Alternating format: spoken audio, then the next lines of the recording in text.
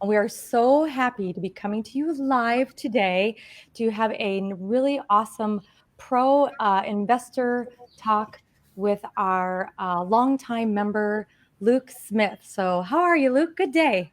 Good. Yourself? Good. So we were just chatting before this about we're both in Southern California and how sad it is watching, as you can see behind us, watching our beaches all closed up.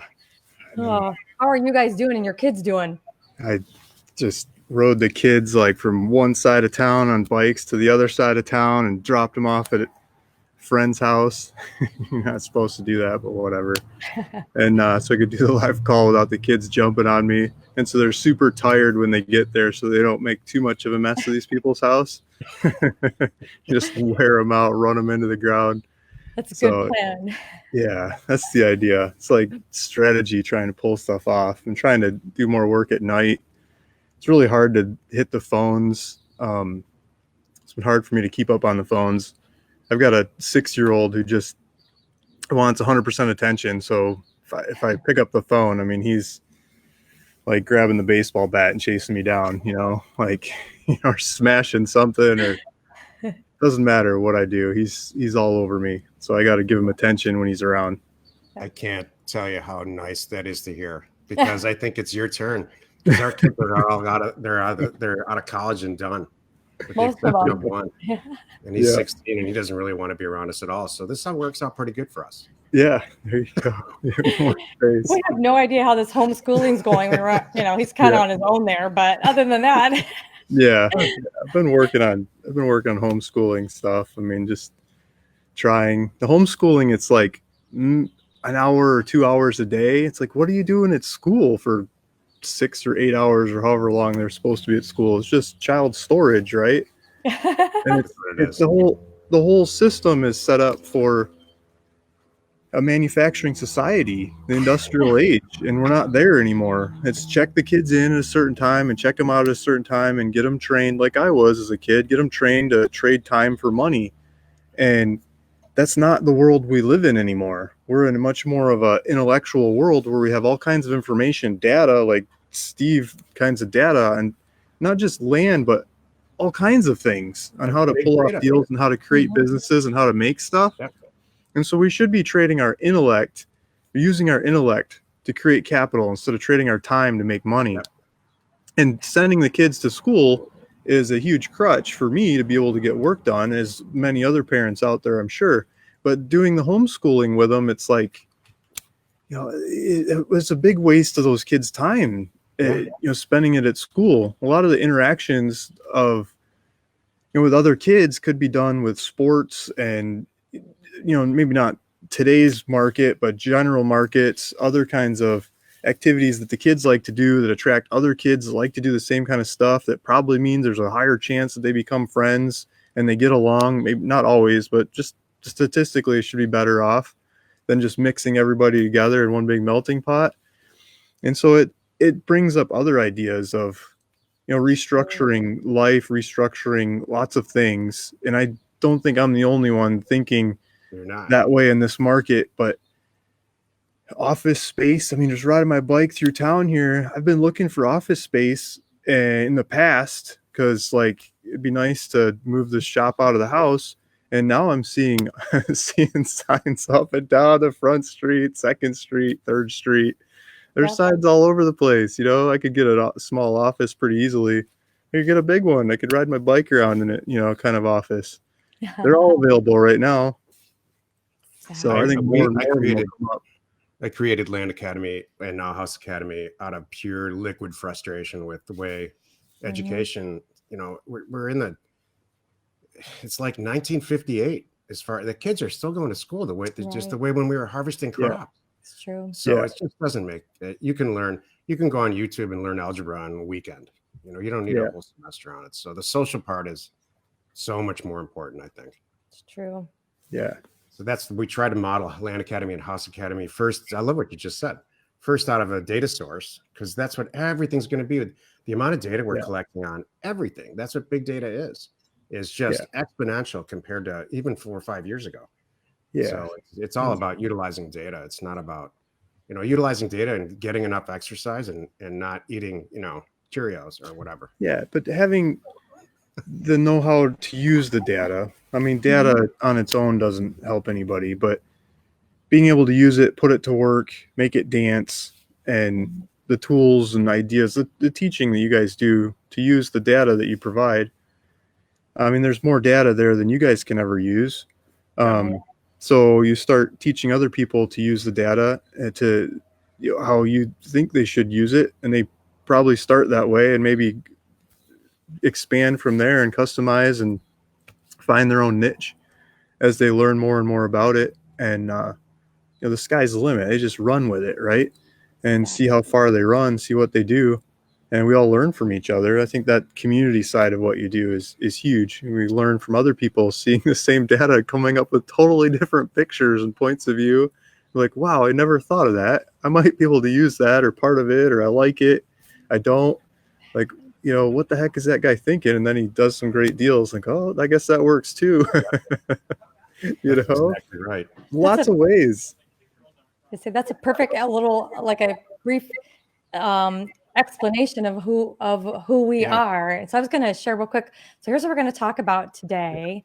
Today we're going to talk about how us and Luke, we're all going to share our experiences right now on how we are buying land cheaper than ever right now. We're going to cover, some of our business strategies and our future plans. We're going to share a little bit. I'm going to open up to some of our members. So if you're watching other members and you want to give us some of your experiences, we'd love to hear how you are doing. Yeah. And then last, I'm going to open it up at the end and do Q&A for just ask us anything. Ask us, Luke, anything. Us anything. Ask Luke anything. Bring it. So again, I want to say we are, I'm Jill DeWit. This is my partner, Steve and Jack Butala. And as you heard, we are House Academy and Land Academy. And this is one of our longtime members, Luke Smith. And we're the pros. Why are we here? Well, we're the pros at buying undervalued property and quickly reselling it for more. And it's getting even easier is what we're all going to talk about today. The deals that we're uncovering right now are insane. Yeah. So Steven's been doing it since the 90s. And together, we've got 16,000 transactions. Luke is probably about to pass us right now. But I hope so. It'll be good. And like we were all sharing, we created Land Academy after years of requests from our customers, our land buying customers. And now, we've organically just grown this incredible community and group of investors where we all think together, we all help each other, and we're all working together to really complete some big and awesome transactions. So I want to take a quick moment too, and I want to give a shout out to some of our newest members. One in particular that I personally been communicating with the last couple of days, and he's officially with us today. So welcome, Wes Eves. We are really glad that you are here. Lovell Brown I think he's now with Land and House Academy. We have John Miller joined us recently, and Mike Rohde. So congratulations. And we are really glad and happy to welcome you into our Land Academy awesome community. So I want to say again, we are so thrilled today to get to catch up and take some time with Luke. Luke is one of our original Land Academy members. I looked it up. He joined back in February of 2016. It was an Elko County free property promo that got him in. You may recognize Luke from a couple of things. He's all over YouTube. You also now are seeing him on TikTok, and you may have seen him on season 4 of The Bachelor. That's our Luke. Actually, you may be watching this, and Jill and I are new to you because you come from us from Luke. That's right. Luke, like all combined, Luke's stuff is way bigger than ours. I don't know. Not Bachelor, but you ever watch Westlife? Yeah. On HBO? Yeah, they filmed. They did like a whole season, like 2 doors down. Like, were you on there? Well, I was like, doing this kind of stuff and like walking by, like they rented the neighbor's lawn to like have their buffet on, so all the people working there could go eat.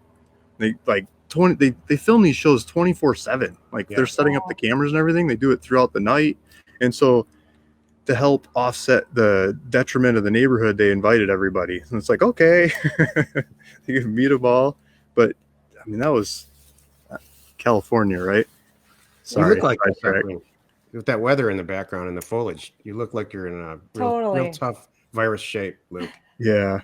No, I'm in the front yard.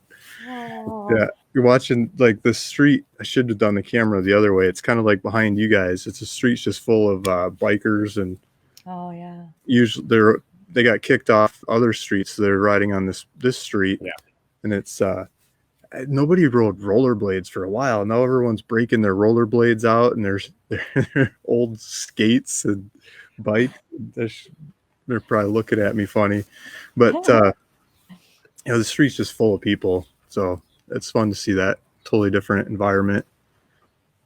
It's the same thing with us. They were all on a strand here behind us forever, and now they're just in the front of the house. Yeah, now they're in the alley or the exactly. That's exactly. The alley's crowded.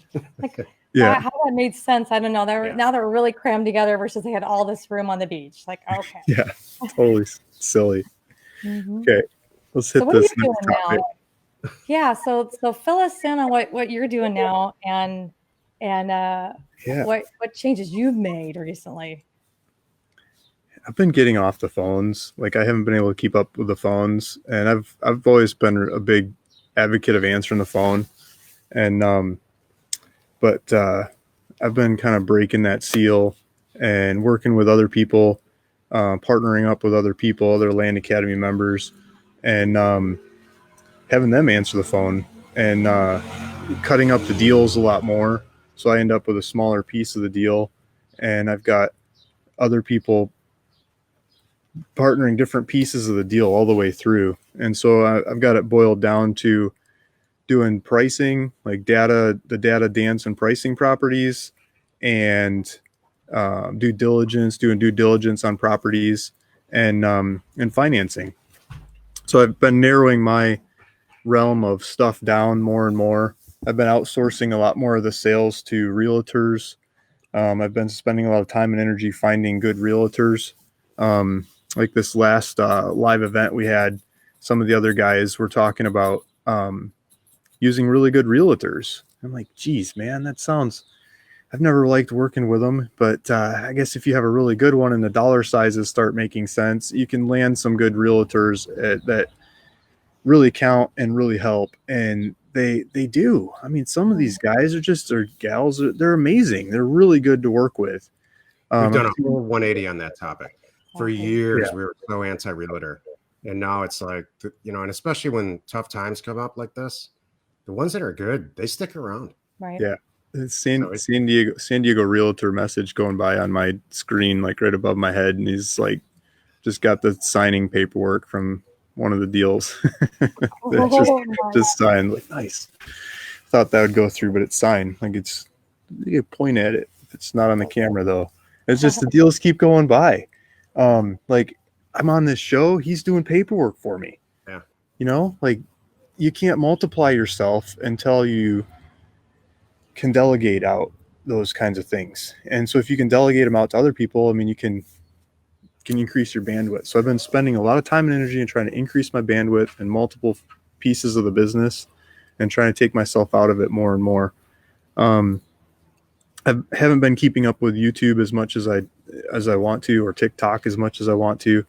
I love making videos on there and selling land on there, credit card checkout and everything. It's just hard to keep up with them all. I make videos and I get questions, I get calls, and I get a lot of communications, and it's hard to keep up with them all. So I need a better way to just keep up with them. Like this, I was just checking this last TikTok video I just made. Is a house in Arkansas, right? I bought it for $50 and I put it up for $3,999. And yesterday had like 211,000 views. Oh my gosh. I saw that one, by the way. I was looking like, nice. It's a couple days old or a week old or whatever. I haven't made another video. And I don't know. It might have sold. I sold a bunch of them. I don't know if that one sold or not, but other ones like it sold because you make a video. People probably find the wrong one on my website and buy that one instead. But they buy them, a credit card checkout, 15-second video. Like, those are hard to compete with. I still get like a rush off of those. The dollars are a lot bigger on the realtor transactions. But I think a mixture of them is fun. Just keep them rolling. So, back to like running your businesses, Luke, because we have 9 lines of land related, house related income. Yeah. I guess. What's the best use of your time? And what do you think you're mismanaging the most? I think the best use of my time is sending more mailers. Like, I just got to send more mailers. Just send more mailers, send more mailers, send more mailers. And the worst use of my time is talking to people that want to buy these low dollar properties. Like, actually taking the phone call and replying to their whatever question. Well, stuff's falling over. The wind's starting. So it's raining flowers. Yeah, the neighbors are. This town like lives off of flowers, right? And they have flower houses. They grow all kinds of flowers. They're not selling them right now, so they're giving them away. So neighbors have flower shops and stuff, and they're just giving away flowers. So get flowers all over the place. I love that. Yeah. Beautiful flowers like orchids and whatever these things are called. They were just up there. Yeah, but so dealing with those small dollar properties, and but I've learned, like, they still sell if I don't answer the phone. Yeah. They still sell if I don't answer the questions. Yep. I mean, maybe not as many of them, but they still sell. I've been saying forever. First of all, Jill and I are incredibly lucky because there's 2 of us. So even if we had nobody else working for us, which we have a bunch of people, it's still 50% of the work. Right. But I always say, and I've said for a million times, man, unless you keep your acquisition, I call it keeping the spring down. Keep that acquisition thing just on schedule, which is kind of my job. Right. And Jill got the sales, and I just keep jamming the pipeline full as much as we can. You have to keep the acquisition pipeline full. Right. Yeah. It always sells. It's just a matter of time. Mm-hmm. I got to ask Luke a question. You are always known for really coming in hot on pricing wise on your offers, like just coming in like putting numbers down, offer prices, and doing very well on things that were like, what? have you cut that in half? The pricing? Where do you go from $50, Luke? $50 ones? They wouldn't take my $5, so they take 50. 50 goes to 5. When I say add a 0, Luke hears take off a 0. The $50 ones are like back tax properties. They're not like actual mom and pop. Like, that's just too much communications. Right there. Yeah. But I mean, yeah, I just keep making the same kinds of offers. And what I've been doing more recently is I've been hitting the same areas, like areas that I like, areas that I've already learned a lot about, areas that I have a realtor that I trust and that I'm working with. I think is the main reason of that. But I've got the data, and I can hone it down even more from the first pass. So the first pass, I just blast everybody with some stupid number that ends in a 7, right? And see what you get, and go sell it. See how hard it is to sell, or hard it is to sell. It's like, okay, that stuff sells. I know that stuff sells. And the access was horrible, and it's in a swamp, and it still sells. So I could probably buy everything else in that county at those prices with the no access and the swamp. There's a helicopter going by. But we'll see it in a few minutes. It's headed to your house. Is it going north? So, but if the junky junk stuff can sell, and you know what that stuff sells for, like, you can make that offer to everything else, and just get more selective. And okay, this one's got access. It's probably better than the stupid one that sold. And it's not in the swamp. It's probably a lot better than the stupid one that sold. And, it's got like a view. Maybe it's on the water. Maybe it's got like utilities. It's got better stuff going for it because I increased the price. I increased the price on pass 2, 3, 4, 5, which I didn't do a year ago, but now I've started to make multiple passes on these places and stepping up the price. And not just percentage wise across the thing, but getting more selective. Like, holy cow, everybody and their brother took my offer on this side of town between this street and whatever. And like, I didn't buy a single one of them. Like, those things are scary. Like, look how much of it's up for sale. I didn't realize it till I really got the offers accepted and I started digging in and understanding and, just cut that piece out. I'm not even going to mail them again. I don't want to waste time on the replies. But over here, nobody took my offer and there's nothing for sale. And there's a lot of demand. Yep. And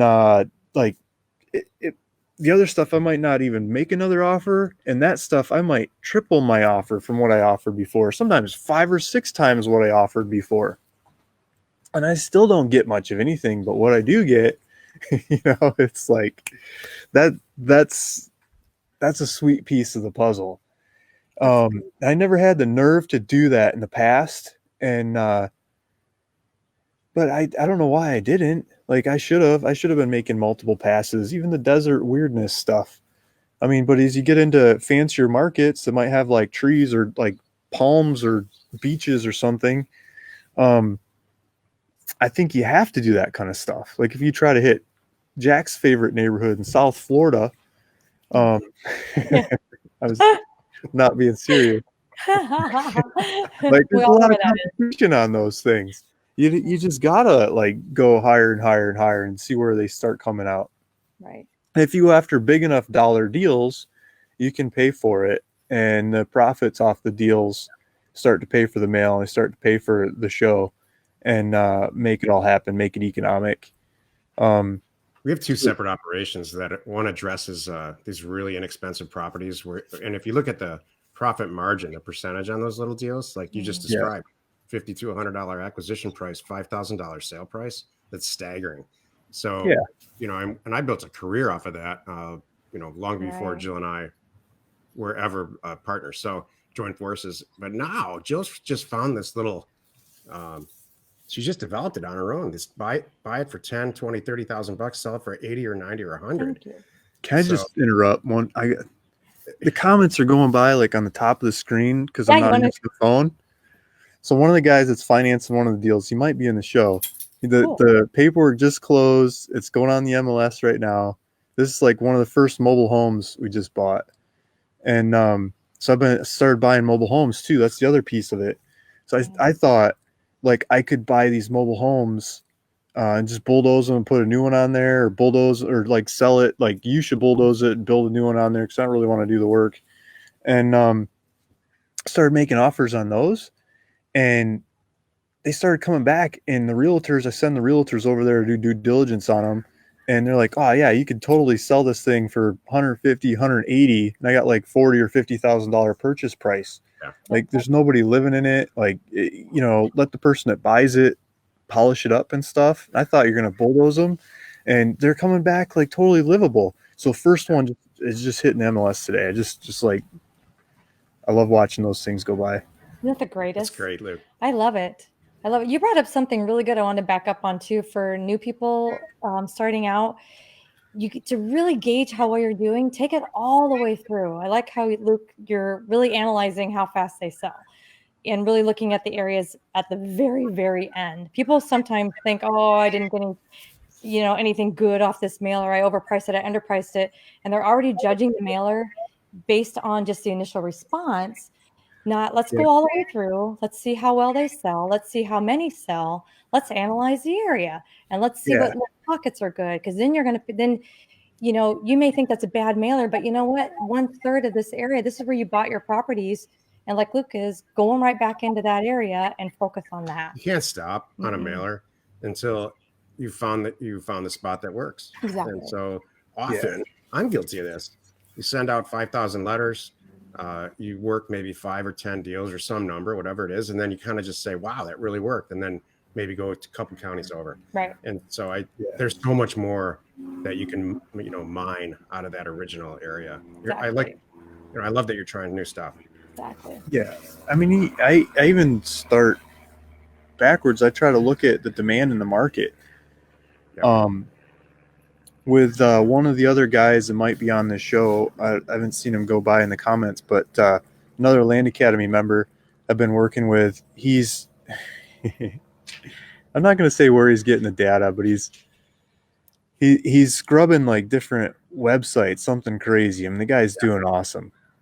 And he's putting these databases, these data sets together in in Tableau. Like I've never used it, but he uses Tableau a lot. Yeah. And he puts the whole country together, and I say, let's look for stuff that's like that we can sell vacant land between $100,000 and $200,000, and let's see where the most of those transactions are happening by the most different buyers in the last since Corona happened, like the last 30 days, right? Mm-hmm. And you can customize this kind of search on your own. What kind of dollar prices you're looking to trade in and everything. But I figure $100,000 to $200,000 is good market to play with, and people want to actually build something there, and you're talking to real buyers and stuff.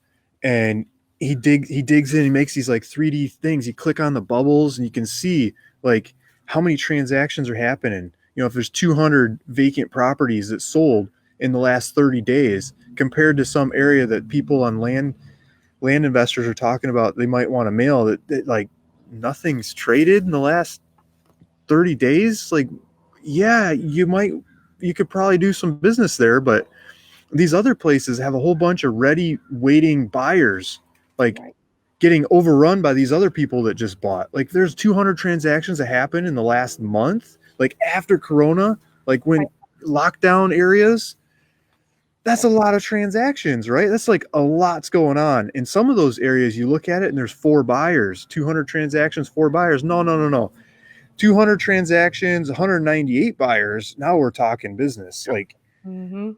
there's a lot of different stuff going on. I think going around it backwards, like that kind of way, finding those kinds of markets where you're not dancing on social media to bring somebody from the other side of the country to move over here to your property, which is great. You can do it, and it works. I've done it a bunch of times, but places where there's already people there, like ready, willing, able to go build, they want these properties, and they're looking for them, they're buying them, and finding those kinds of markets. It's swimming upstream more, getting much more direct, and I think that'll decrease your days on market. That'll decrease your time out, money out, money in timeline, and just make you a lot more money. And everybody you're working with that might be investing in your deals, or your whole shop, your family, everything, just make more money. It's just more efficient, and it's a better use of our time. Other ways that I've done that before this guy was looking at Zillow's free, totally, Zillow's data is weird and stuff, but you can still see how many people are looking at their listings in Zillow. So if you're interested in an area, pull up the sizes that you're interested in on Zillow, constrain it down and go to newest, and you just sort by newest and see, and you switch it to sold, and you can see what's sold, like recently sold. Yeah. Is something selling every day? Are 3 things in your category selling a day? Is it 1 a month? Is it 1 every 6 months? If it's 1 every 6 months, like, I hope you got some patience to like go sell this thing that you're trying to buy. And hopefully you're not buying a half dozen of them off your mailer, because that's going to take you a couple of years to sell, right? Right. Like, yeah, lower the price and everything, but it's, the whole market's not on Zillow, but Zillow gives you the data, where other places, I don't know other places that do, without going to public information and like scrubbing public information on it. That's free. It's easy. It's readable. It's like, click and sort, and you can look at lots of different places with Zillow to find markets that are happening. And then you can look at what's for sale, and you can go off what's for sale to price your stuff, but you can look at what's sold to see that there's actually demand there. You can see how many people viewed those properties, how many people saved them over what kind of time. Is it like 100 people a day? Is it like 30 people a month? I mean, 30 people a month, that's like the realtors and the competition looking at the ad. That's not buyers. 100 people a day, that's like people shopping your property because they want to buy it, and there's like competition. They're trying to go find one before they get outbid again. Right. It's all data utilization. Right. Yeah. There's a data solution for every single speed bump, roadblock, or whatever in this business and really every business, I think. And Yeah. it's getting better. That's what I'm so excited. Every day is getting better. Like, look at the stuff that you're uncovering. Now, thanks to these flat rate MLS brokers, we can all get all kinds of properties on the MLS that we couldn't years ago without having an agent. 2 years ago. Yeah, and many agents, even if we wanted to give it to an agent, they didn't want the deal because it was too small, not worth their time. And now we can put them up there. And the other thing I love that you're doing is like working it backwards like that. That's how we use these brokers. Like when I've been finding good brokers through our deal funding. Usually a deal come to me and I'm like, all right, got my interest here. And I love it. I fund the deal. And here we are. And before I fund the deal, I'm reaching out personally to brokers in the area because these are bigger deals. I want to go, all right, my net's here. What do you think? And I'm telling about the property and what they think. And then through that process, I usually can find one or two good guys and start a relationship with them. Yeah. Sorry, sweetheart. But it's a different relationship. It's a different kind of dating. Different kind of dating. Yeah. So yeah. But and then, after a couple phone calls, it's very easy for me to say, what's going on? They're like, all right, my business is tripled right now. And if you could do this, I'm like, done. And they're like, this county is great, but these two are better. Go over here. You need to look at if you can picture, and I'm speaking now to the audience, you should see the country in a heat map.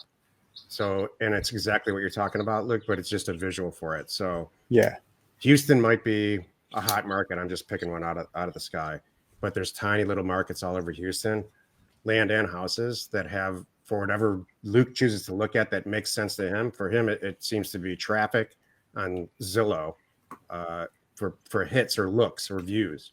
If that's an indication for whatever reason Luke thinks that it is as a demand area, that's where you get your mailers in there. That's where you try to find cheap real estate. Yeah. I think, and I would love to hear your opinion on this, both of you. Mm-hmm. Buying property is the easiest part of all this, because if you get a heat map area where there's a lot of demand, if you send out 1,500, 2,000, 3,000 mailers, you're going to get a couple of properties the same way you're going to do it in some rural area that doesn't really have as much demand. Yeah. So the acquisitions part of this is simple. Right. Yeah, but like 5,000 mailers, not 1,500. Like get a bunch of choices, so you can like 50,000, but I freak. Yeah, 50,000, that works too.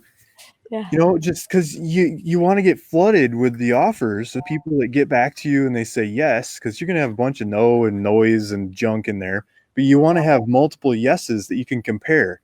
And it's hard to gauge how good or bad those yeses are unless you have a bunch of them. That's right. And then you can gauge them against each other. So if you do a bigger mailer, if you hit it harder, I think you have a better ability to cherry pick the deals and end up with a better deal.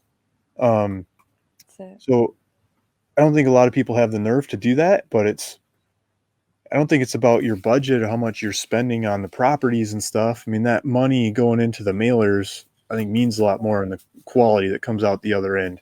Absolutely. That data and that reply teaches you what the good stuff is. That's it. That's the best use of your funds, the data and the mail. And then you want to have 50 to pick and choose from, not 5. Yeah, totally. And you'll realize, I tell people this all the time, you'll realize when you have 50, if you only had 5, you're going to be trying to see something that's not there sometimes. Yeah. You're struggling. You're like, God, shucks, I don't know. I don't feel good. When you have 50, it's really easy to go, yes, no, no, no, yes, yes, like that. That's how it should. And if one of the sellers is pushing you to do it right now, it's like, hey, I'm looking at my list and it's like, whatever, buddy. And, I always used to be running to the bank. I'm paying them like today and trying to close this thing super, super duper fast. Right. And when you flood yourself with too many deals, that doesn't happen anymore. And the timeline to close starts to get longer and you realize there's no real competition. It doesn't matter that much. So you have more time to let the quality deals come in from that same mailer. And then you go, geez, that first one that came in the door, that looked great. But then 5 deals later, holy cow, about fell out of my chair. It's 10 times better than that first deal. I would have blown my money on the first deal. And if that was the only deal that came in, because I just did this size mailer instead of the crazy bigger ones, You get my point, right? Yep. Exactly. That is so good. I wonder if any of our members, I see a lot of comments coming here too. If they want to see if anybody wants to, I'm going to read in here and weigh in. I think this is fun interviewing Luke because usually we're not in this mindset. Luke, can I ask you a bunch of stuff I've always wanted to ask you? Sure, go for it. I would love for you. Well, you always answer honestly, but the further we get into this now, we're into the Land Academy itself 5 years. Yeah. 6 years. I wonder if you can very honestly tell people who are watching, listening, who should be involved in this and who shouldn't. Because you have what it takes. Yeah. And the vast majority of our members have what it takes. There's some people that really struggle with this. Not very many. That's good. Yeah. Can you give somebody some time here and please tell us who should never join Land Academy? Because I can't say it. They don't believe me. Who shouldn't join? I like how you come at it. I'm all the positive. He's like, tell us, you're in the wrong room if. Well, what's the is it Napoleon Hill says you've got to have a burning desire, right? I like This that. burning desire to like get stuff done. Yeah. And so when people show up to something without the burning desire, like they've got their business is okay, they're safe, they're fine. They want more, but they don't really need it. They don't, it kind of goes out of their comfort level to go turn up the noise and the music and go after something bigger. They're complacent. They're happy. Those people, they shouldn't be here. They need that burning desire. Like Corona just kicked your job between the legs, like whatever it is. Job between the legs. Something just happened. Your wife left you. I don't know, something wrong, something big, something changed. Where you have time, where you have the ambition, where you have the motivation to go after it. And it's not just the Land Academy. I mean, it's all kinds of things in life. It might be changing your physique. It might be changing your diet. It might be changing your mental attitude on all kinds of stuff, right? I was waiting for that. Yeah, but land is a tool to make money. This is a money-making tool. It's an endeavor that you can like grow your finances with. You can grow your knowledge in trading assets. It's the game of Monopoly. It's the real game of Monopoly, right? Like get off the board and go play it for real. And let's go after Park Place and Boardwalks. That's how you kill. That's how you take out the opponents. That's how you like change your life. You don't change your life with the Baltic and the Mediterranean. I've traded a whole bunch of Baltic and Mediterranean properties. Yes, you have. Yeah, there's a bunch of money in there. But back to your question of what takes my time, or it's the worst use of my time. It's that stuff, and I know it, but I still have fun doing them. I'm addicted to them. You have the same thing. You're totally a deal addicted. junkie, and you're like, I don't care if you just make $1,000. You're like, you know what? I just made $1,000, and it took me about 15 minutes of my time. I'm good with that. I mean, I still go buy stuff off of eBay just because it's like $10 cheaper than Amazon or whatever, right? Mm-hmm. Like Amazon's a lot easier, but I still like to get my lower price. And right before we started this interview, or whatever this is, whatever it's this morphed is. into, my staff, she texted me, our lead person, and said, "Look, whatever you do, I'm asking you nicely, please don't bring up Car Academy." Oh, and here I am. I'm going to talk about Car Academy for a minute. Can we wait to the end? No, we're talking about addiction. Oh, we could. We never had to do Land Academy. We never had to do House Academy. Here, I got to go and do Car Academy. I know. And so I looked at what is we're in the very end stages of beta releasing it, and I did a whole thing this morning with the tech team, and my job is on the desk. We're taking all these concepts, and as this time right now, where with all the economic issues going on, I just can't wait to send out a mailer for a 2015 Toyota 4Runner. For $8,000 less than I know it's worth. Mm-hmm. I just can't wait. And so I didn't talk about addiction and enthusiasm. We don't have to do this. We're kind of done. I love it, man. I just love doing it. I can't wait to see the response. My car sits so much, the battery's dead. Went out there this morning. Yes. I tried to use the button, like the trunk wouldn't open. I'm like, what the heck? It's like hiding stuff for my kids in there, and like the battery's dead, so the trunk won't open. It's like, man, it's like, when's that car academy gonna happen? It's coming. Gotta get a car that can sit around by the beach in the salt, and yeah, I'm gonna test that thing. Yeah, that's what we have too. We have like Vespa under a tarp, car under a tarp. It's hilarious. We're right there with you.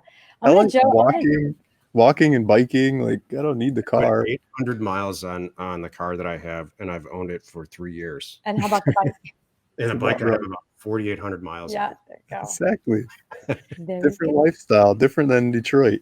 Yes, it is. There goes the dog.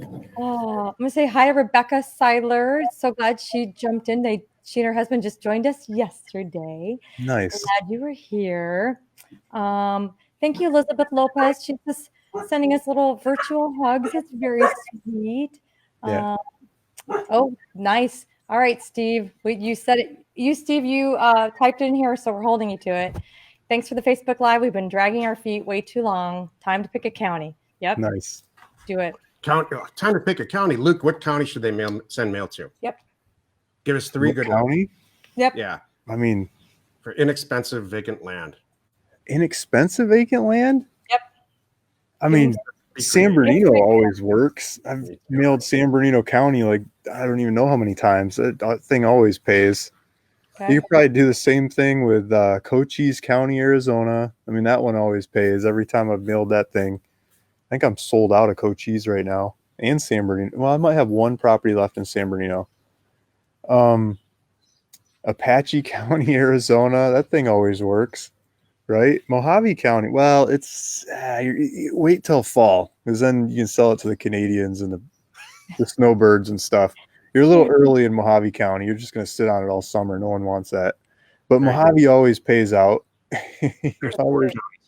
Is that too many? 4. No, that's good. I was thinking Northern California. I always like Northern California. Northern California, they go really cheap though. It's not. Is that cheap? It's not super cheap, but it goes fast, and you make money all the time. Yeah. Exactly. Are you thinking Siskiyou and Lawson, or are you thinking south of there? Because I'd say stay south of Siskiyou and Lawson, just for volume, like getting them closed. Yeah, you get a bunch of cheap stuff up there, but they sit around a heck of a lot longer than you just go a little south of there. The northern two most: Modoc, Siskiyou, Lawson. I love it. Here's part of Luke's fan club. Yay! There's a comment going by Patricia Zach. Can I do that one? Yeah. Okay, so Patricia had Patricia. She was at the last two conferences. Long-time Academy member. Yeah. We're gonna do a thing with them coming up here too, probably. Always has the best smile. Yeah. How do you find a good agent? What questions should I ask? Also, Luke, thank you for selling my land on TikTok. I appreciate that. Cool. I didn't read the whole question, I swear, before. Tom and Patricia have these workout videos, and here's their version of a regular workout. These two. He basically throws stuff at her really hard. She has to catch it and deal with it, and that's their workout. Nice. Have you ever seen this? No, is it like a medicine ball? All kinds of stuff, barbells and stuff. Oh, like a medicine ball then. You guys are it's like marriage therapy, couples therapy and workout at the same time. Yeah. Oh my gosh. Okay, so the first part was how do you find a good agent? Yep. I think one of the best ways is to put land up for sale on flat fee MLS and see who brings you a buyer and check that person out. That's been one of my favorite ways. And doesn't mean that buyer follows through, because lots of times they don't. It's not the agent's fault. I mean, they actually brought you a buyer. Do you see any other agents doing that? That's usually a good one to start with, especially if they took them out and toured the property, like an agent that actually did a tour on vacant land. Like, go ahead, Joe. Sign them up. Sign that person up. Take it off the flat fee MLS. Get them on it. Even if you think you got other buyers, send the other buyers over to them. Take care of that agent. Give them more land. Go send more mailers. Get more land for them. Fill them up. Give them run around. Give them tours of vacant land all day long. They'll love you. Exactly. That's one way. What question should I ask? Yeah. ask them if they can find financing for Can you vacant sell land. it? If you use hairspray, you're Oh. probably not the agent for me. How is this funny? I always thought I'm dealing with male brokers, maybe because of our industry. You're so silly. Hugh, yeah. What questions do you ask them? I mean, Is it bad? ask them No. if they've ever sold any vacant land before. You know, and some of the agents that I'm working with, they've sold a lot of vacant land. Their family's like in the development business. You know, they're like developing properties on the other side. They're managing properties. Like they're really into it, making these properties happen. They're not just passive, you know, while the kids are at school, got to do something to keep my spouse happy or whatever kind of agent. Yeah. Yeah, they've done transactions before. And so you can usually look these agents up, and you can usually look up their history on multiple different websites and see the transactions that they've done or what they've got up for sale.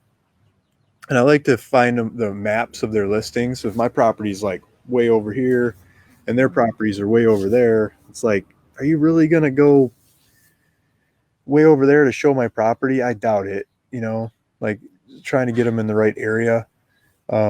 Some of them will say yes, yes, yes, but they don't really go over there and do anything.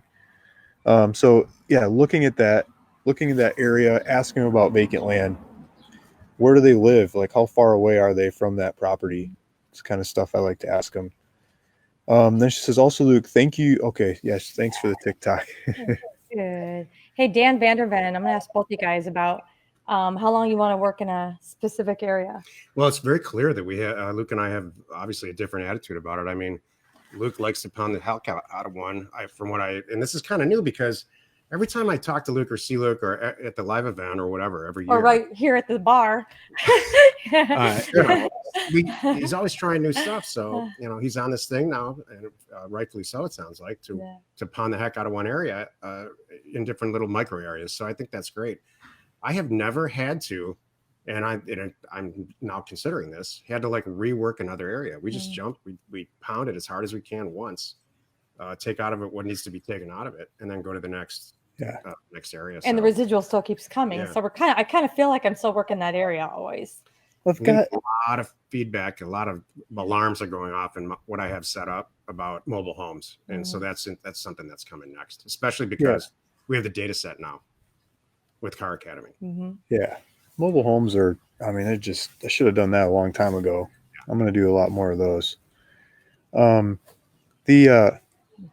The database system that I set up to keep track of the offers that I've sent out makes it a lot easier to send out more offers to the same area, because it's really easy to see what offers I made in the past and if they responded at all or whatever their response was. And I can rejig my new mailer to include or exclude or reprice accordingly that old information. And so I think as I keep collecting that information over time, my database of these offers and responses that I gets to be more and more valuable. It's more valuable than just the data that's on the marketplace, because I can get more accurate with these deals, and I can do. I'm sure there's other uses I have never thought of that'll come out of this data over time and make that data value even more valuable. You make a really good point, because I think a lot of people say, hey, I'm going to do a 1,500, 5,000 unit mailer, whatever. Spend the money on the data, spend the money on the mail. It's out. I got 3 or 4 deals. It's over. No, man, that's your data. Right. Like, yeah, you sleep, eat, and breathe it. Right. I mean, there's 50 things you can do with that data. Neighbor letters. Yeah. Buyers. You can get buyers. Yeah. You can mine it for all kinds of stuff. You could butter up a real estate agent with all the ones that you overprice, and these people will still want to sell.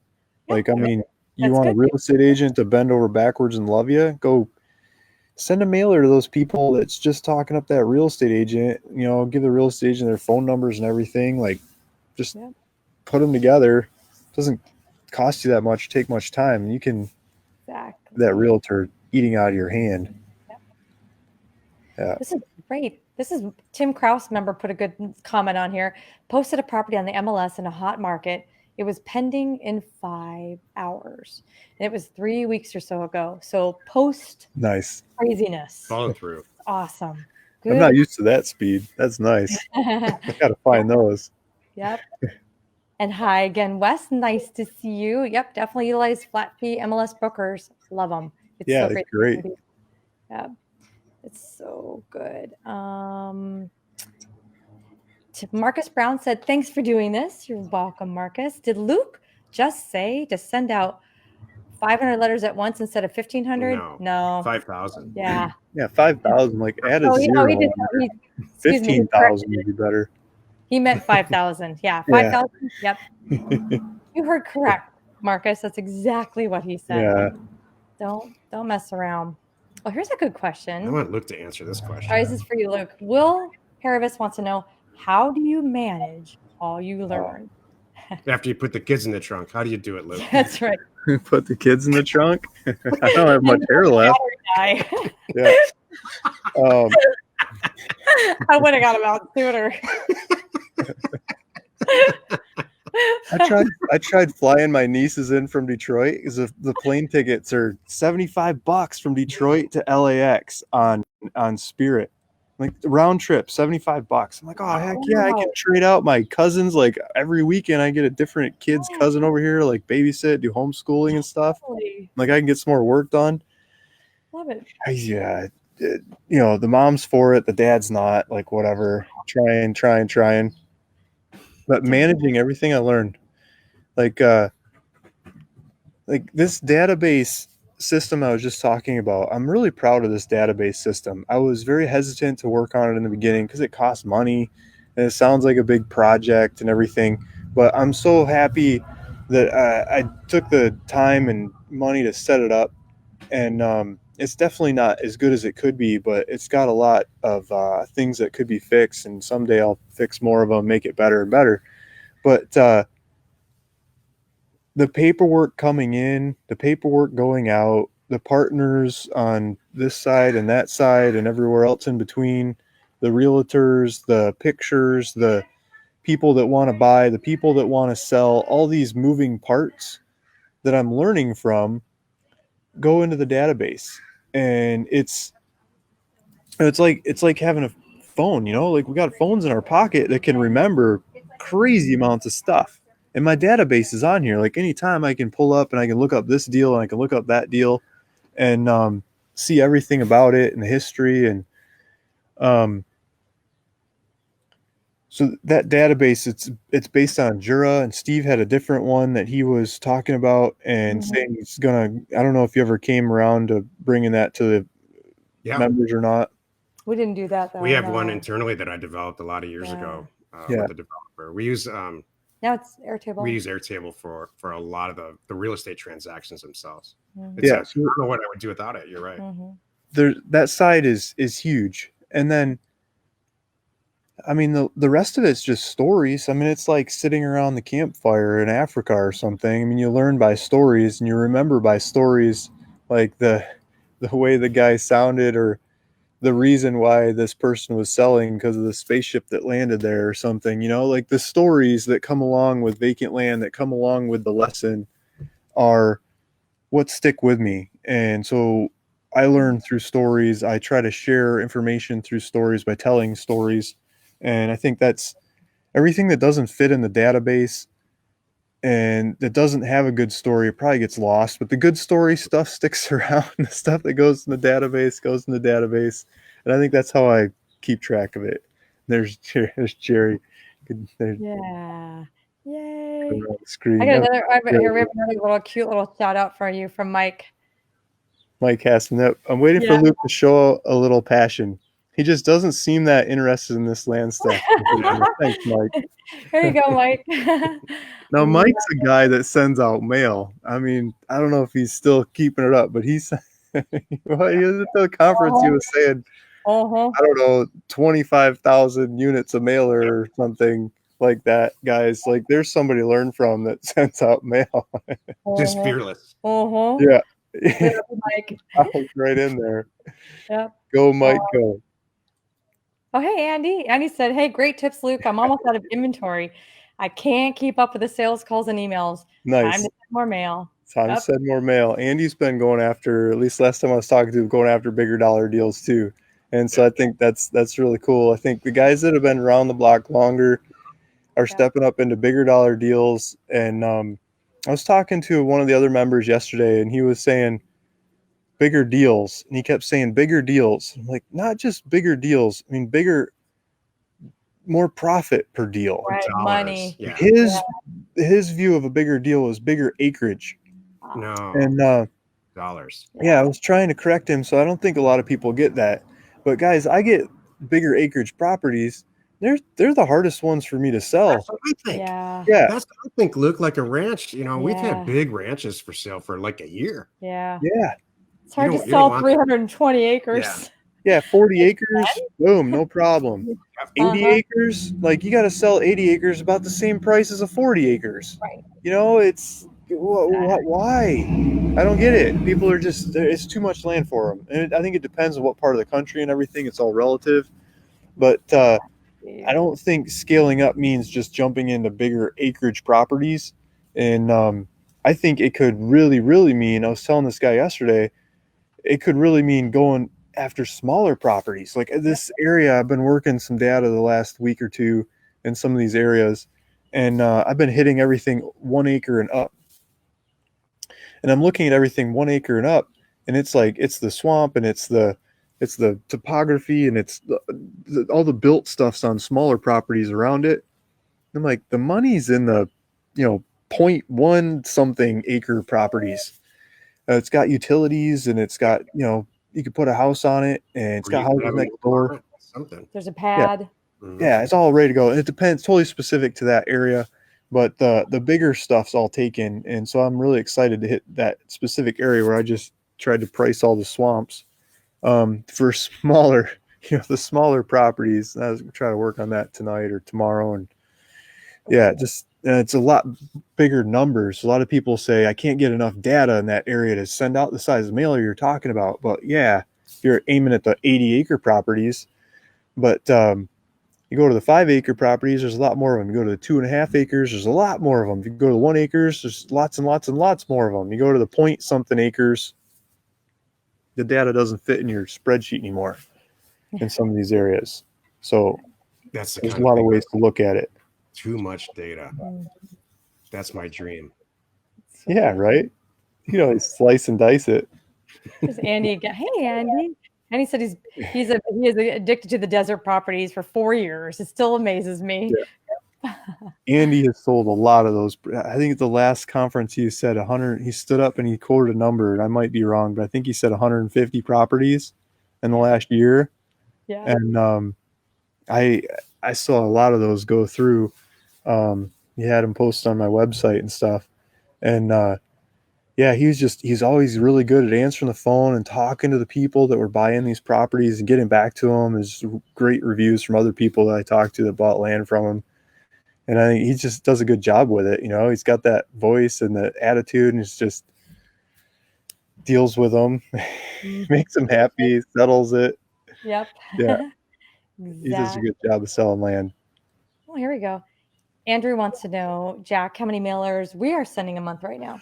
We're sending 0 land mailers a month right now because we've sent out millions and millions of letters. So we're constantly, for land, getting there's bogged down right now. Jammed up. For houses, we send out about houses in small apartment buildings, about 10,000 a month ish. Nice. But we're going to pick that up now because, Andrew's on all the Wednesday calls, Thursday calls and stuff. I've said this. I've been waiting for this. The housing market in certain sub-markets in every MSA, there's going to be $30,000, $40,000, $50,000 houses that are listed right now for 100 to 200,000.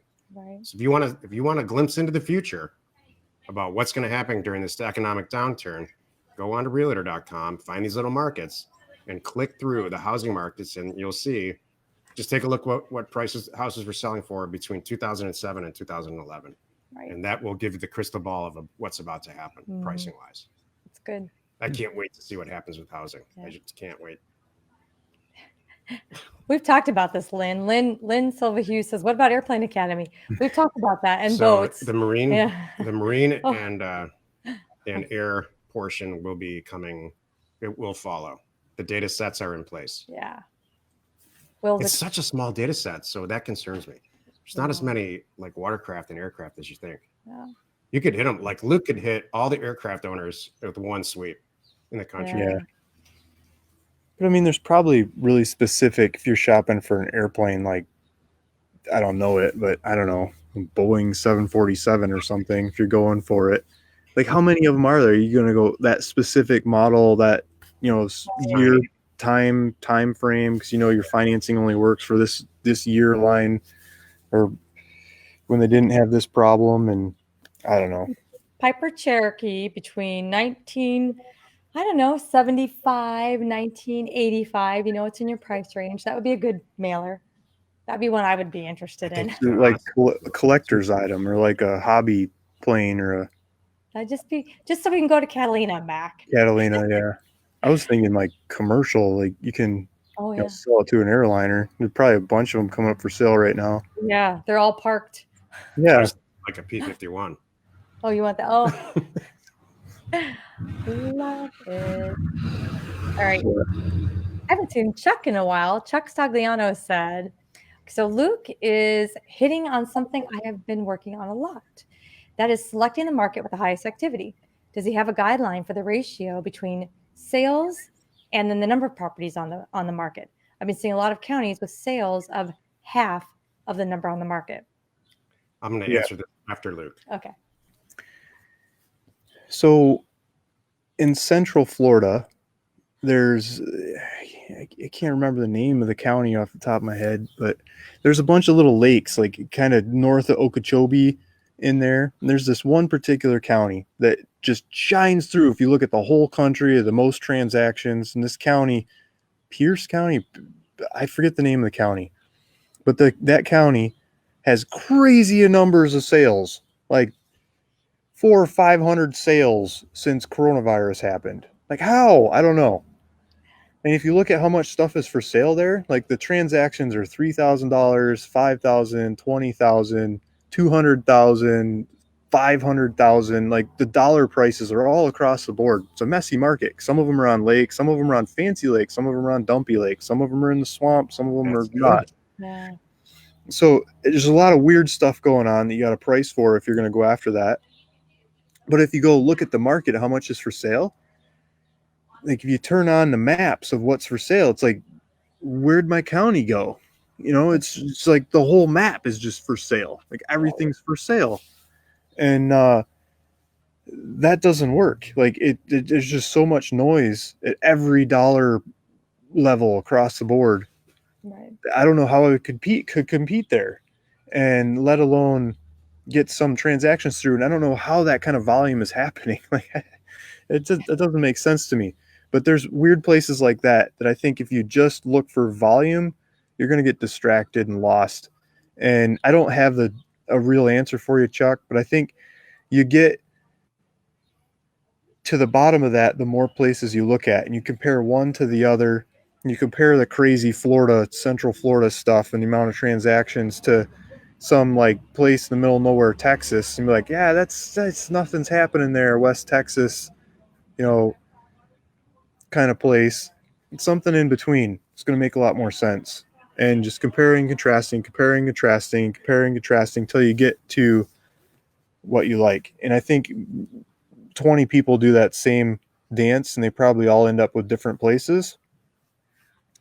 But I think that will help you choose where you want to be doing business. I think it's very hard to get data for land. It's very easy to get data for houses, SFRs. If you pull the real Redfin or Realtor data, both are free. I would start with Redfin. It's easier to use. And you hit a 1-to-1 ratio. So the number of properties that are listed that month, and it's the same number of the properties that are sold that month, there theoretically should be like zero inventory, if that's the case, in a perfect data situation. It's never perfect. There's always stragglers. And then start to improve from there. You want more property sold than listed. And then the further you can travel up that ladder, there's just a crazy high demand. And so unfortunately, that usually goes hand in hand with higher prices.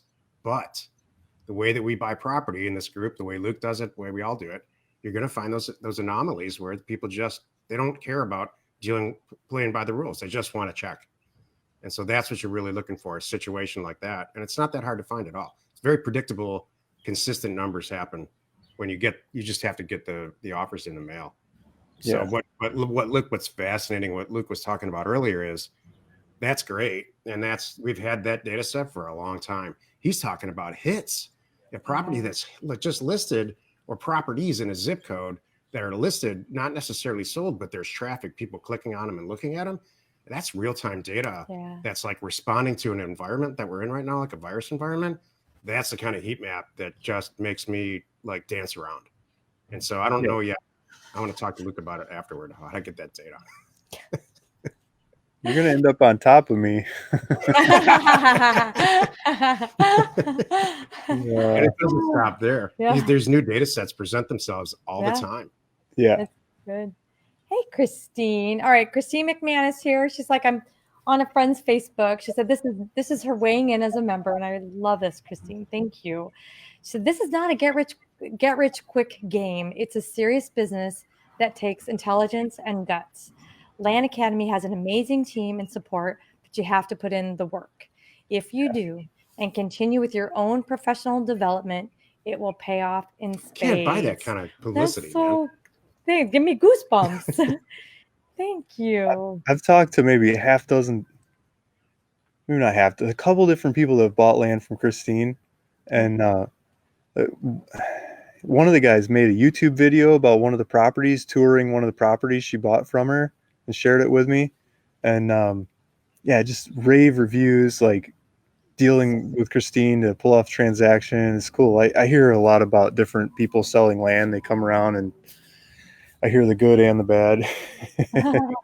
But tell us some good stuff. Yeah, I want to hear some bad stuff. Bad one? Oh man. This isn't just blowing smoke here. Yeah. You don't have to name names, but that doesn't. I mean, I think I'll use my name. I mean, yeah, you're getting the least trouble that way, right? I sold a bunch of properties in Navajo County and in Cochise County that I split up, and the regulations were non-existent on minor land divisions. So if you made 5 or less properties, you just deed them off. You deed them off, and the assessor has to make new maps, and they have to make new APN numbers, and you got new properties. Well, I did so many of them that the assessors got mad, and because it's like they're doing Luke Smith transactions all day long. And there. And so they change the rules. They change the rules, and they don't tell me ahead of time. They just change the friggin' rules. And so, like, I sell these properties on terms to people. Like, I think I'm doing them a favor, and they're making payments and everything. And they're so happy to buy them on terms. And I'm happy to sell them. The profit margins are, like, crazy on the splits. Whatever, just print up some more land. We always send out more mailers to get some more, right? And so the cheapest by half and then some on the bid for years, like, just all over those markets, just everything in those 2 counties. And they both change the rules. And so I can't deliver, like, the land that I promised. Yeah. Because I was going to deed it to them after they're done making the payments. And, so, like, over the last year plus or whatever, I've been refunding people. I've been giving them other properties. I've been trading properties. I've been hiring surveyors to go out and do all the work to, like, settle on these things. And trying to get everybody's land delivered. Some of the people built on it, and so they're like, I'm not taking some other property. I want this property. And they're like in love with that property. I totally get it. Tell them what happened to me, and they understand. They give me time, but some of them still get mad. And so, yeah, I've had complaints about that, and I've been dealing with them and trying to straighten them all out and write them all and make them as best as possible as I can and get them all good. That's a get your checkbook out situation. Yeah. Oh yeah. Like that's how like a couple hundred times. Yeah. Yeah. That's okay. I believe what goes around comes around. You do the right thing. Yeah. And it'll be fine. We made enough money over here. Yeah. We can fix this problem here. Yeah. So now splits, it's like split them before you sell them, guys. Like, please learn from your mistakes. Here's my rule. You are selling an APN, an assessor's parcel number. If you're selling a legal description, you're going to get in trouble. If you sell an APN, you're good. It's true. That's a good way to think about Easier. it. Because the rules change. They change them when they see you coming. I don't agree with it. I was saying, I don't like the rules. You know that they're in there like, you know what? We're not. Nobody call that guy. Nobody call that Luke guy. Nope. We're gonna slide this in there and watch what happens. Yeah. You know they did that. Yeah, that guy from Southern California. Yeah. That evil guy from San Diego. That dumb yuppie. Yeah. Yeah, that's so funny. Exactly. All right. Joe, a lady said, okay, so what's the best type of property to go after starting out considering this market now? So, i.e., coronavirus market dropping, rural land, infill lots, whatever. I would stay away from infill lots because they're very construction driven. Although there's some smoking deals out there right now. If you want a long-term hold, infill lots are great. Fast flip, I would take a look at rural vacant land, like Luke sells a ton of. But I look at it the way that a prepper would. So you can kind of drive right up to it. It's not super hard to get to. It's not incredibly vacant. And you could also maybe put some type of RV on it if you needed to, but really kind of like recreation land, because everybody's thinking right now, this is probably not the last time the world's going to explode. This might be a thing in our lives now. Where can I go to do that? And so now is a great time for that type of property. Maybe 2 hour drive out of town, something like, I don't know. It doesn't matter where it is. If you can put an RV on it, I mean, you can sell it. It's like, if they can drive up in their RV, and especially if they can check out in the middle of the night and pay for it, like online checkout, the people move in while you're sleeping, like just let them do it. They love it. Go for it. I love it. That stuff sells. We're already here. Yeah. We've been living on the property for 2 weeks. Now we're going to buy it. Yeah. I get those. Yeah. I had a squatter. Hopefully they're not watching the video. This is great. I had a squatter found one of my properties on YouTube, and they moved in. This little cabin on there, right? And I don't know, they had a party or something, and the neighbors got pissed and called the cops. They were there for 3 days, and it started snowing, and they got snowed in, and they were just going to spend the night, and they told me they're snowed in, and like, oh, I don't care if you spend the night, but the neighbors called the cops, and the cops came and tried to tell them they're not supposed to be there. And they said, no, but Luke Smith said we could spend the night. I'm like, like, this Luke Smith person's made up, get out of here. And the cops didn't even call. The cops usually call me on that kind of stuff, but they didn't call me this time. And the neighbors called the cops again. The cops came out. The cops, this was like third time, the cops pulled their guns on them and escorted them off the property. Said, you can't be here. The top of the mountain. Ran them out of town, right? And the guys calling me back and all emotional and everything. They wanted the property. They said they were going to pay for it as soon as they got the money. And it's like, yeah, right. Yeah. Oh my goodness. But I went over, this one's close enough that I went over there, and it's just, I cleaned a ton of trash off this property. I rented a trailer from U-Haul, right? Like, just loaded that thing to the brim, took it to the dump. And now I got to like rent another one. I don't know how these people put that much trash on the property. It's like drug paraphernalia, bottles, like all kinds of camping gear, like condoms, and there was toilet paper in the place, right? I left toilet paper in there. They stole the toilet paper because of the Corona stuff. No one has toilet paper. They stole the toilet paper. But just like trash all over the place. That might be what I'm doing this weekend, picking up trash. Moral of the story, people will move in. I'm not going to say yes to that anymore. Like, I'm changing it on my website and stuff. You can spend the night there to check it out. Yeah, right. Yeah. Like, I'm not doing that anymore. It's amazing how much trash these people left. They were there for 3 days, and it's like almost knee deep. And it's ridiculous. I don't know where they got it all. That's crazy. That's weird. There's something. You're more dedicated than me. I'm not sure I'd go out there and clean it. Yeah. I want it sold. I got a lady who wants to buy it. mean, I might meet her up there this weekend. I got a realtor on that one. It doesn't do anything. Trying to switch him over to a different realtor that does. Maybe I just sell it. Even though I got a realtor, I'll sell it on my own.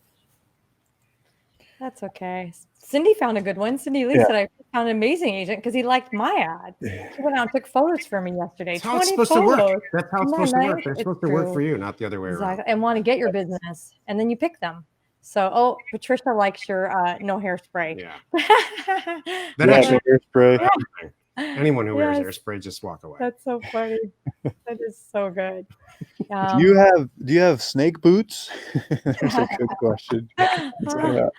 I love it. Yeah. It's so good. Yep. Jim Kramer says he's done though. He's selling himself. So I think there's good ones and there's not good ones. So I've been forever, Jim, we were on your team and we're not pro agents.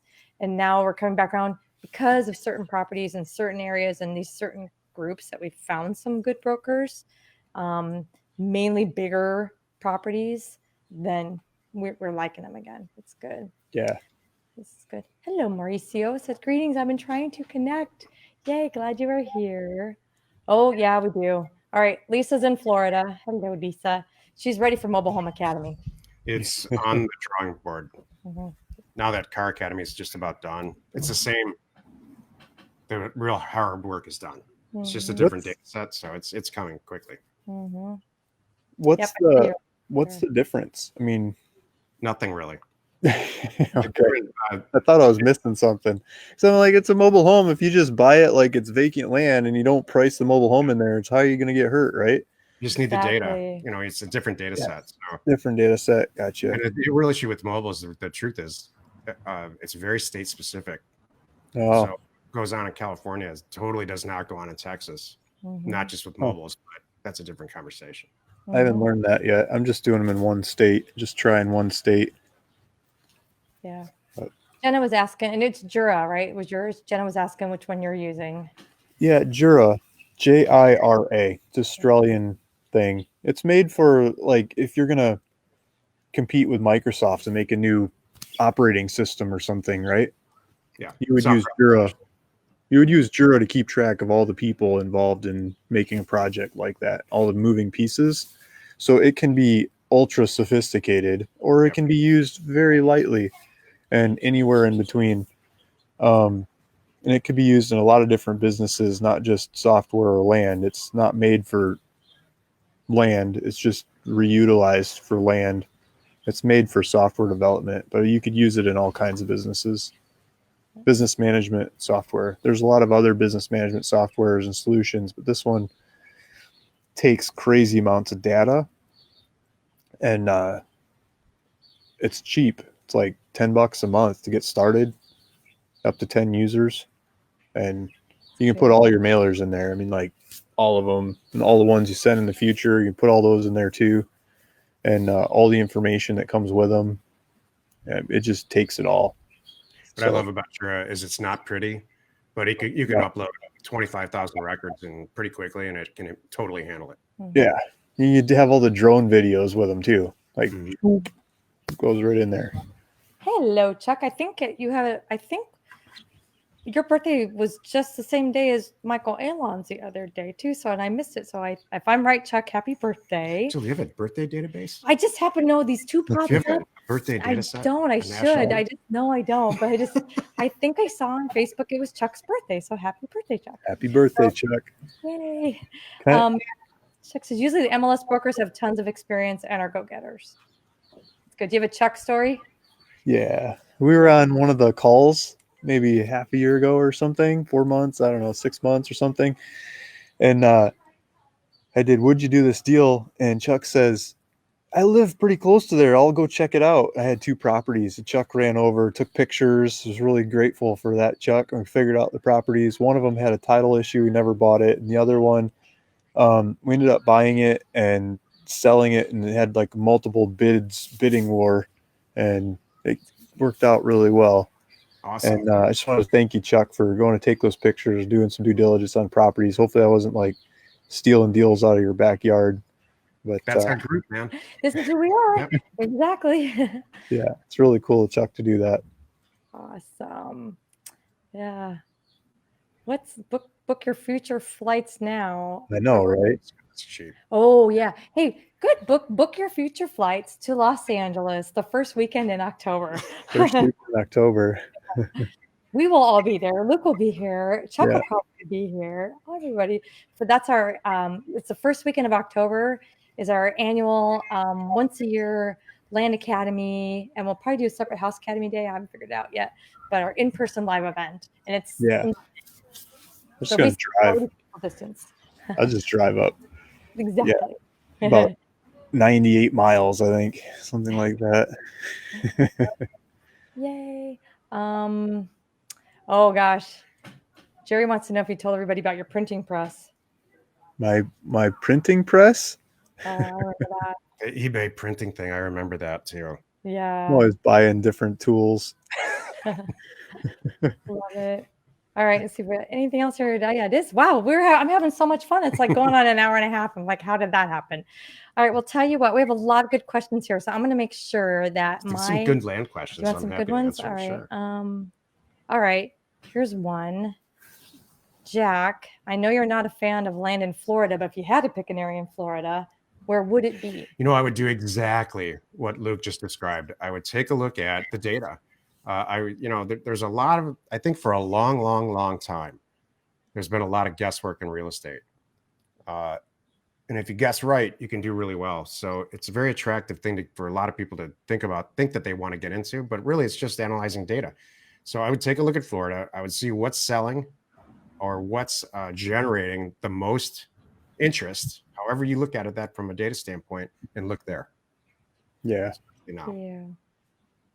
When I run ads to sell land in Florida, it's you get a lot more traffic, like on TikTok or YouTube or wherever. People like the stuff in Florida. A lot more people look at the Florida properties. They hate it too. They're like, oh, it's going to get, it's going to be underwater in 2 years or 5 years or 10 years, whoever. They all say different times, and the hurricanes and everything that's wrong. But a lot of people focus in on Florida and they love it. They focus in on the Florida ones. They focus in on the Texas ones. Those two seem to just go crazy in social media. Florida and Texas. Arizona, maybe third. California, maybe fourth. Would probably be my lineup. Maybe Colorado right behind that. And my response is to advertising. And but Florida just gets a lot of attention. And I think it's easier to sell stuff in Florida because there's so many people looking and shopping there to go do it. But to what Jack said or Steve said in a call a couple weeks ago is picking on the Florida market because there's so much stuff for sale. Yeah. Because it's easy to sell stuff in Florida, a lot of gurus have gone in, whether it was 50s or 60s or today, and they made these neighborhoods and just made crazy amounts of land, lots that all look the same. It's all flat. It's really homogeneously the same. And they dumped that stuff on the market. And they sold it to people who didn't build there and they didn't use it. And it just keeps turning as they die and they pass on, goes down through generations. And there's just a big churn in that stuff. And is that really where you want to make your business? I mean, I think there's other properties that are easier to mobile home up or RV up or build on. And somebody's like excited to go build there and take their kids to the local school and everything. I think a lot of the Florida ones are dreamy hopes, a luxury item that you buy for later on someday when you get out of the Northeast or the Midwest or whatever and go retire there. And I really think you can we have members who they wouldn't dream of buying any real estate outside of, let's say, Indiana.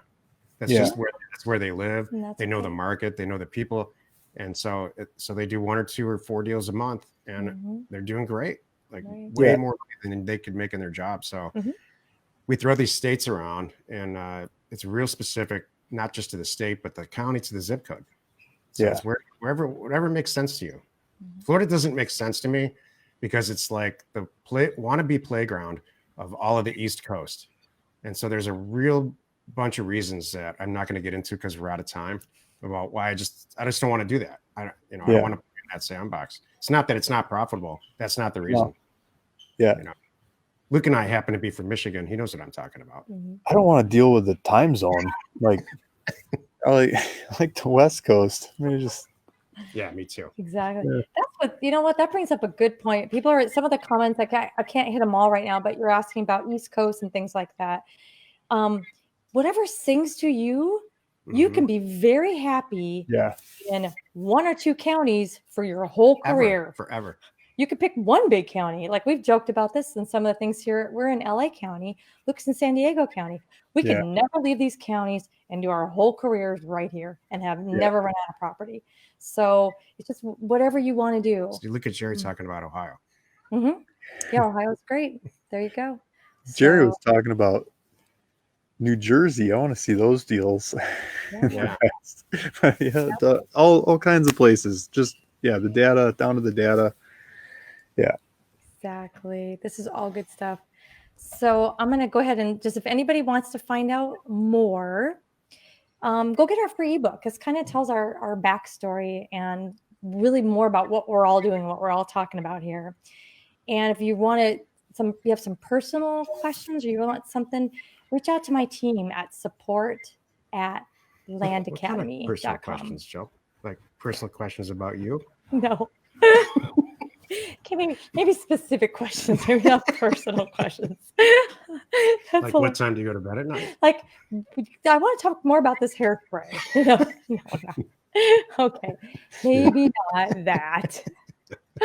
Oh my goodness, this has been so great, Luke. It was one person I have to say. You have a nice shout out here from Dean McDonald. Yeah. This is how I'm getting it. He says, "Thanks for all the tips, Luke. When I started looking into the land niche, I found your 2 and 3 hour YouTube videos, and I realize why an hour and a half is like nothing for you." Yeah, this is easy for Luke. Yeah, like 3-hour data crunch. My old black chalkboard background videos. yeah, that's right. In my shed. Exactly, the chickens. My free shed. Yeah. That is so good. So yeah, this has been awesome. Okay, Luke, do you have any last advice or anything you want to share with everyone today with everything that's going on? Quality. I mean, we were talking about this the other day. Just the quality, like I can't say it. The 2 live events. I'm saying the same thing that I said at both of those live events. I got to go after better quality. I got to go after better deals. And I'm still saying it. I don't think there's an end to that quest of going after better deals and better quality. And I think we're maybe all at different levels of that. But I think I should be doing that more and trying to encourage everyone else to do that as well. Like get out of those small dollar ones, go try the bigger dollar ones. The paydays on one of those bigger dollar ones is worth 100 or more of the little ones. And it might even be less time, and it's a heck of a lot less aggravation because the people you're dealing with are generally more educated and quicker on their feet. In lots of ways, they solve their own problems. Mm-hmm. Right. They don't show up and leave trash all over your property. Totally agree. Or they're professional buyers, they're professional investors. Mm-hmm. Yeah, on all sides of those transactions, and everybody you can employ to help and everything. Like I even started doing quiet title on some of them. Because there's enough money in there to pay for it. It totally makes sense. Yeah. And so I mean, just Good. quality, guys, quality. What about you? What's your parting words? What do you want to? Everyone. I mean, I know this is a Land Academy thing, but I can't express this enough. The housing market in certain zip codes of probably every single MSA in this country, the housing market is going to fall out of the bottom. You're not going to believe how cheap it's going to be. So I wouldn't stop your regular land business. I wouldn't stop what you're doing at all. But I'm saying just microscopically watch some of these neighborhoods. Their property is going to be 50, 60, 80,000 bucks. That's listed right now for 200, 250. That's good. Thank you. Well, thank you very much, Luke. Thank you for joining us today, and everyone here watching and listening. Thank you very much. We appreciate you. Again, I am Jill DeWit. This is my partner, Stephen Butala, and we had our awesome longtime friend and member Luke Smith. And thank you, everyone. You are not alone in your real estate ambition. Bye. Thanks, Lee. Thank you. Thanks, guys.